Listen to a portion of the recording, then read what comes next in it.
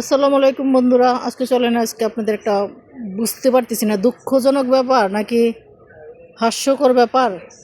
এটা কি মনে হইতেছে বলেন তো? এটা কি কি মনে হয়? এটা দেখে কি মনে হইতেছে? বরবটি মনে হইতেছে না? হ্যাঁ, এটা মনে হইতেছে না বরবটি? এই যে এর ভাই বেড়াদার, হ্যাঁ এর ভাই বেড়াদার আর বস দাঁড়ান দেখেন, এই যে এর ভাই বেড়াদার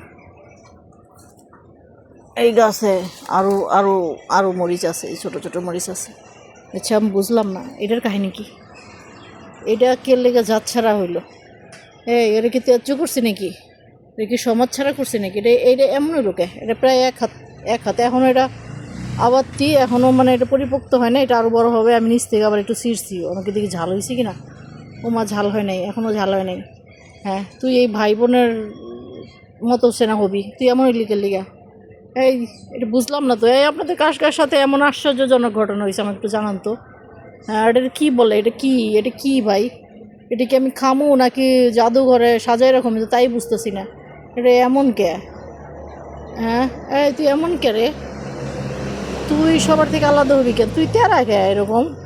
এই দেখতে মনে হচ্ছে বরবটি ভাই, এটা মরিচ, এটা কোনো কথা হইলো? মরিচ আবার কুচকায় মুচকায় হয়েছে দেখেন। আরে তুই হবি এটির মতো কিউট কিউট কিউট কিউট। এই যে এখানে আরও হয়েছে, ছোট ছোট হয়েছে না?